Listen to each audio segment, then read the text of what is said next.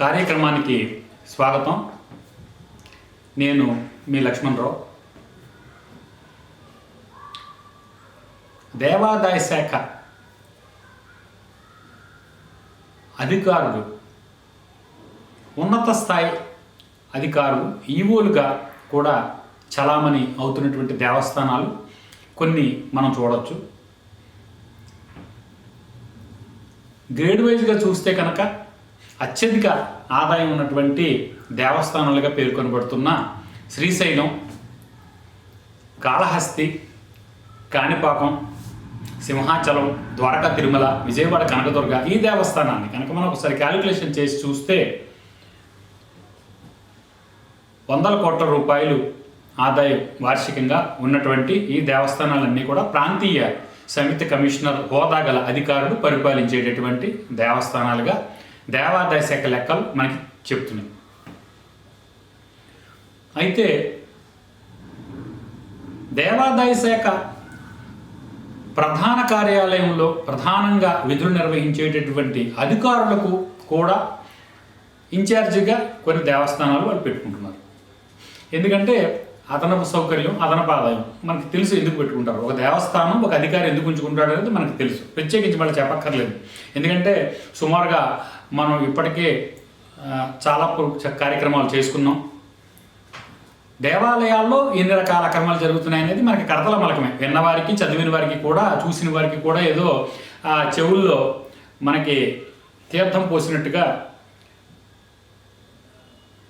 కార్యక్రమాలు చూసిన వాళ్ళందరూ గ్రహించుకునేటటువంటి విధానంగా మనం కార్యక్రమాలు ప్రజెంటేషన్ చేస్తూనే ఉన్నాం. ఈరోజు ప్రధానంగా చూసే అంశం ఏంటంటే, సింహాచలం దేవస్థానానికి సుదీర్ఘకాలం పాటు రామచంద్ర మోహన్ అడిషనల్ కమిషనర్గా ఉన్నారు దేవాదాయ శాఖ ఆంధ్రప్రదేశ్ ప్రధాన కార్యాలయంలో. ఆయన సుమారు 6-7 సంవత్సరాల పాటు సింహాచలం దేవస్థానం కూడా ఈవోగా పనిచేశారు. కొంతకాలం రెగ్యులర్గా పనిచేశారు, కొంతకాలం అడిషనల్ కమిషనర్గా వచ్చాక ఆయన ఇన్ఛార్జ్గా కూడా పనిచేశారు. మరి రాష్ట్ర విభజన తర్వాత సుమారుగా అనుకుంటే విజయవాడ నుంచి సింహాచలం వెళ్ళి డ్యూటీ చేయాలంటే ఎన్ని వందల కిలోమీటర్ల దూరం మనందరికీ తెలుసు. అయినా ఇక్కడ దూరాలు, భారాలు అవేమి ఉండవు. ఎంత దూరం అయినా సరే అధికారులు వెళ్ళి పనిచేసేస్తుంటారు. వాళ్ళకి సౌకర్యాలు ఆటోమేటిక్గా వస్తుంటాయి. అక్కడికి వెళ్తే ఇక్కడ పరిపాలన కుంటుపడుతుంటుంది, ఇక్కడికి వెళ్తే అక్కడ పరిపాలన కుంటుపడుతుంటుంది. ఈ లెక్కలన్నీ వాళ్ళకి అనవసరం. వాళ్ళ పరిపాలన ఏదో వాళ్ళు చేసుకుని పోతుంటారు, గుడ్డెత్తు చేలో పడ్డట్టుగా అని చెప్పడానికి ఒక నిదర్శనం ఈ విషయం. అడిషనల్ కమిషనర్ రామచంద్ర మోహన్ సింహాచలం దేవస్థానానికి ఈవోగా సుదీర్ఘకాలం పాటు పనిచేస్తూ అనేక విమర్శలు ఎదుర్కొన్నారు, అనేక ఆరోపణలు కూడా ఎదుర్కొన్నారు. సాక్షాత్తు ఆ దేవస్థానానికి ఇటీవల రామచంద్ర మోహన్ గారు వెళ్ళిపోయాక వేరే రెవెన్యూ ఈవో కొంతకాలం పాటు పనిచేశాక ఇటీవల మన మాన్సాస్ ట్రస్ట్కి పనిచేసినటువంటి సేమ్ క్యాడర్ ప్రాంతీయ కమిషనర్, ఆవిడ అడిషనల్ కమిషనర్ కాదు కానీ ప్రాంతీయ కమిషనర్ గారు ఈ మాన్సాస్ ట్రస్ట్కి సంబంధించినటువంటి భూములు నిర్వహణలో ఇసుక తవ్వకాలు అమలాపురం దగ్గర అయినవిల్లి మండలంలో మాన్సాస్ ట్రస్ట్కి సంబంధించినటువంటి కొన్ని వందల ఎకరాల భూములు ఉండడం, ఆ భూముల్లో ఇసుక తవ్వకం అనేది జరుగుతూ ఉండడం,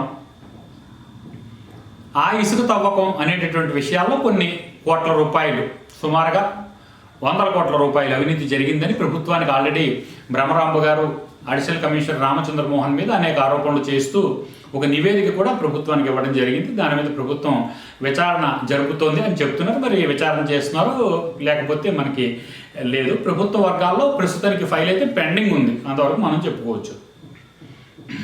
ఎందుకంటే సాధారణంగా ఉన్నతాధికారుల మీద ఎంక్వైరీలు అనేవి జరగవు, ఆ ఫైల్లో పక్కన ఉంటుంది అంతే. ఆ ఫైల్కి ఒక ఇంప్లిమెంటేషన్ ఆఫ్ సిటిజన్ చార్టర్ అని కానీ, లేకపోతే ఈ ఫైలు ఏ అధికారి ఏ టేబుల్ మీద ఎన్ని రోజులు ఉంచుకోవాలని నియమ నిబంధనలు కానీ అవి ఏమీ ఎవరికి వర్తించవు. రామచంద్ర మోహన్ మీద భ్రమరాంబ గారు ఆరోపణలు చేస్తూ పంపినటువంటి ఫైలు ఏదైతే ఉందో కోట్ల రూపాయల అక్రమాలు జరిగాయి అని పేర్కొంటూ చాలా వివరంగా రాసినటువంటి ఫైలు సెక్రటరియట్ లెవెల్లో పెండింగ్ ఉంది. సరే, ఇప్పుడు మాట్లాడుకునే విషయం ఏంటంటే, ఈ సింహాచలం దేవస్థానంలో భూములు ఉన్నాయి. ఈ భూములు లీజులకు ఇవ్వడం అనేది కూడా జరుగుతూ వస్తుంది. రెగ్యులర్గా ఇది ఒక తంతు. దేవస్థానం భూములు ఏమైనా ఉంటే లీజులకు ఇవ్వడం, అనేది ఒక రెగ్యులర్ తంతు. అందులో సంవత్సరానికి ఇచ్చుకునేవి 3 సంవత్సరాలు, 11 సంవత్సరాలు, 33 సంవత్సరాలు లేదా 99 సంవత్సరాలకు ఇచ్చుకునేటువంటి దాఖలాలు కూడా మనం చూసాం. ఆక్రమణలకు గురైనవి, ఆక్రమణదారులు చొరబడి అమ్మేసుకున్నవి, తినేసినవి, అంతేకాకుండా సొంత ఇళ్ళు కట్టుకున్నవి, డాబాలు కట్టుకున్నవి, పెట్రోల్ బంకులు కట్టేసుకున్నవి, ఇలాగ లీజులు తీసుకున్న వాటిలో రొయ్యల చెరువులు తవ్వుకున్నవి, వాటిలో కొన్ని వందల రూపాయలు, వందల కోట్ల రూపాయలు వాళ్ళ రకంగా లీజు భూములు అన్యాక్రాంతం మీద ఆధారపడి వాళ్ళు సంపాదించినటువంటి విధానాలు కూడా మనం చూస్తున్నాం, ఇంకా చూడవచ్చు. ఈరోజు ఈ సింహాచలం దేవస్థానం భూములు అడవివరం అనేటటువంటి ఒక గ్రామం ఉంది. కొన్ని వందల ఎకరాలు ఈ అడవివరం గ్రామంలో సింహాచలం దేవస్థానానికి సంబంధించినటువంటి భూములు ఉంటే, ఈ దేవస్థానం భూములు విజయవాడలో ఉన్నటువంటి మౌంట్ డయాస్ అనేటటువంటి ఒక సంస్థకి లీజులకు ఇవ్వడం అనేటటువంటి విషయంలో చేసుకున్న అగ్రిమెంట్లో ఎన్ని అక్రమాలు జరిగాయి, ఏ రకంగా దేవస్థానాన్ని కొల్లగొట్టడం కోసం ప్రత్యేకించి ఈ అగ్రిమెంట్ నిపుణులు కనుక చూసినట్టయితే ఎవరైనా పసిగట్టచ్చు. చాలా దారుణంగా సవివరంగా పేర్కొంటూ అక్రమాలకు బాట వేస్తూ తయారైనటువంటి అగ్రిమెంట్. ఏమిటి అగ్రిమెంట్ అంటే, మౌంట్ డయాస్ అనేటటువంటి ఒక సంస్థ విజయవాడలో ఉంది. అదొక ఎడ్యుకేషనల్ సొసైటీ. ఈ ఎడ్యుకేషనల్ సొసైటీకి సంబంధించినటువంటి ఒక సంస్థ సింహాచలం భూముల్లో అడవివరం అనేటటువంటి గ్రామంలో ఏదైతే ఉందో 33 సంవత్సరాలకి లీజు తీసుకోవడం జరిగింది. ఈ లీజు ఏ రకంగా అక్రమం అంటే, యాక్చువల్గా లీజుదారులకు హక్కులు పరిమితంగా ఉంటాయి. ఎందువల్లనంటే, లీజుదారులు ఎవరైనా కానీ ఆ భూముల మీద వాళ్ళకి ఎటువంటి హక్కులు ఉండవు. ఆ భూములు అన్యాక్రాంతం చేయడం, లేదంటే ఎవరికైనా అమ్మడం, ధారాదత్తం చేయడం, వాళ్ళు మళ్ళీ సబ్లీజుకి ఇచ్చుకోవడం అనేటటువంటిది ఎట్టి పరిస్థితుల్లోనూ కుదరని పరిణామాలుగా దేవాదాయ చట్టం మనకి చెప్తున్నప్పటికీ కూడా, ఈ మౌంట్ డయాస్ అనేటటువంటి సంస్థ ఏదైతే విజయవాడలో నెలకొని ఉందో, దీనికి ఇచ్చినటువంటి భూములు అగ్రిమెంట్లో అనేక రకాలైనటువంటి సదుపాయాలు చాలా వివరంగా పేర్కొంటూ అక్రమాలకు బాట వేశారు. దీనివల్ల కొన్ని వందల కోట్ల రూపాయలు దేవస్థానం నష్టపోయేటటువంటి విధానం ఉన్నప్పటికీ కూడా మరి ఎవరు గుర్తించినటువంటి దాఖలాలు అయితే లేవు. ఇందులో ఈ లీజ్ అగ్రిమెంట్ కాపీ ఏదైతే ఉందో, this is the lease agreement copy.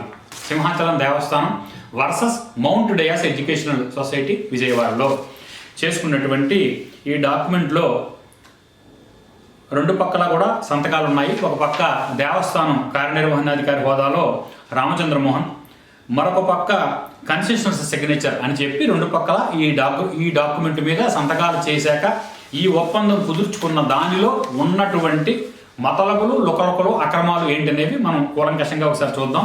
ఈ అగ్రిమెంట్లో 12.3.2 అనేటటువంటి ఒక కాలం ఉంది. 35 ఆర్టికల్ 35 లయబిలిటీ అండ్ ఇండెమ్నిటీ అని దీనిలో పేర్కొన్నారు. మరి ఈ ఇండెమ్నిటీగా వాడు చెప్పేది ఏంటంటే, దేవస్థానం భూములు మీద పరిమితమైనటువంటి హక్కులు తీసేసి అపరిమితమైనటువంటి హక్కులు మౌంట్ డయాస్ సంస్థకు కట్టబెట్టడం ద్వారా మీరు కనుక ఎవరైనా లెండర్స్ దగ్గర మీ సంస్థ డెవలప్మెంట్ కోసం ఏదైనా లెండింగ్కి కనుక ఆశ్రయించినట్టయితే, లేకపోతే లెండింగ్ కనుక వెళ్ళినట్టయితే, ఈ దేవాదాయ శాఖ నుంచి మీరు లీజుకు తీసుకున్నటువంటి భూములు తాకట్టు పెట్టుకోవచ్చు అనేటటువంటి ఒక క్లాజ్ని దీనిలో యాడ్ చేశారు. మరి మౌంట్ డయాస్ సంస్థ దేవాదాయ శాఖ దగ్గర లీజుకు తీసుకున్నటువంటి భూములను తాకట్టు పెట్టి అప్పు చేయడం, లేకుంటే రుణం తీసుకోవడం అనేటటువంటి పనులు కనుక చేసినట్లయితే, యాక్చువల్గా దేవాదాయ చట్ట ప్రకారం లీజుదారులకు ఉండేటటువంటి హక్కుల్లో మరొకరికి లీజుకి ఇవ్వడం కానీ, తనఖా పెట్టడం, తాకట్టు పెట్టడం, అమ్మడం అనేది కుదరదు అనేటటువంటి అగ్రిమెంట్లో పేర్కొంటూ ఉంటారు. కానీ దానిని అపరిమితం చేసి ముందుగా మీరు తాకట్టు పెట్టుకోవచ్చు, మీకు హక్కులు ఇస్తున్నాం అని రాశారు. అయితే అంతేకాకుండా ఒకవేళ ఈ భూములు కనుక తాకట్టు పెట్టినవి వాళ్ళు విడిపించుకోని పక్షంలో లెండర్స్ దగ్గర రుణగ్రహీతలుగా ఉంటూ వీళ్ళు కనుక ఎవరి దగ్గరైనా అప్పు చేసినట్లయితే లేకపోతే డబ్బు తీసుకున్నట్లయితే ఆ అప్పు కనుక చెల్లించిన పక్షంలో తిరిగి ఆ అప్పును దేవస్థానం చెల్లిస్తుంది అన్న కండిషన్ కూడా ఇండిగ్నిటీగా వాళ్ళు దీనిలో యాడ్ చేయడం అనేది పూర్తి అవినీతికి ఆస్కారం ఇచ్చేటటువంటి విషయంగా అధికారులు గుర్తించవలసి ఉండగా మరి కావాలని చేశారా లేకపోతే గుర్తించలేదా అనేటటువంటిది మనం ఒకసారి పరిశీలించవలసి ఉండగా ఎంత పెద్ద అగ్రిమెంట్ కొన్ని వందల కోట్ల రూపాయలకి సంబంధించినటువంటి అగ్రిమెంట్ రాసుకుంటున్నప్పుడు ఇరుపక్షాలు సంతకాలు పెట్టుకుని మరి ఒక డాక్యుమెంట్ తయారు చేసుకున్నప్పుడు కొన్ని వందల కోట్ల రూపాయల ఆస్తులు కలిగిన మౌంట్ డయాస్ అనేటటువంటి ఎడ్యుకేషన్ సంస్థ కొన్ని వందల మంది ఉద్యోగులు కలిగినటువంటి సింహాచలం దేవస్థానం సుమారుగా సంవత్సరానికి కొన్ని కోట్ల రూపాయలు వేతనాలు చెల్లిస్తున్నటువంటి ఈ సంస్థ నుంచి ఇటువంటి అగ్రిమెంట్ ఎందుకు రాయవలసి వచ్చింది, ఈ ఇండిమినిటీ అనేటటువంటి ఒక సౌకర్యం వాళ్ళకి ఎందుకు ఇచ్చారు, ఈ మౌంట్ డయాస్ సంస్థకు ఎవరి దగ్గరైనా ఈ దేవస్థానం భూములు తాకట్టు పెట్టడానికి ఎవరిని అడిగి రామచంద్రమోహన్ అనే ఆయన అవకాశం ఇచ్చారు. ఈవోగా పరిపాలించడం అంటే అసలు దీని పరిపాలన అంటారా? ఇది పూర్తి స్థాయి అవినీతి, 100% అవినీతి. అంతేకాకుండా వాళ్ళు కనుక దేవస్థానం డబ్బు కనుక చెల్లించకపోయినట్టయితే, అప్పు కనుక చెల్లించకపోయినట్టయితే, రుణగ్రహీతలుగా ఉండిపోయినట్టయితే మౌంట్ డయాస్ సంస్థ ఆ డబ్బులు తిరిగి దేవస్థానం చెల్లిస్తుంది. అంటే మౌంట్ డయాస్ సంస్థ ఒకవేళ స్కూల్ నిర్మాణం కనుక చేయదలుచుకుంటే కనుక అడివివరం గ్రామంలో కనుక వాళ్ళు నిర్ణీత సమయంలో దీనికి సంబంధించినటువంటి నిర్మాణం చేసుకోవాల్సి ఉంటుంది. అంతేకాకుండా ఇంకా కిందికి వస్తే కనుక చాలా వివరంగా పేర్కొనబడేటటువంటి ప్రశ్నింపబడేటటువంటి విషయం కూడా ఏంటంటే దీనిలో వాళ్ళు చివరగా పేర్కొన్నది ఏంటంటే ఈ దేవస్థానానికి చెందినటువంటి భూములు వాళ్ళు తాకట్టు పెట్టుకోవడానికి అనుమతిస్తున్నట్టు, ఆ తాకట్టు కనుక విఫలమైతే కనుక ఈ దేవస్థానానికి సంబంధించినటువంటి అధికారులు లేదంటే దేవస్థానం ఈ నష్టం పూడ్చేలాగా ఈ అగ్రిమెంట్ రాసుకోవడం అనేది పూర్తిగా వివాదాస్పదమైనటువంటి విషయంగా కూడా మనం గమనించాలి.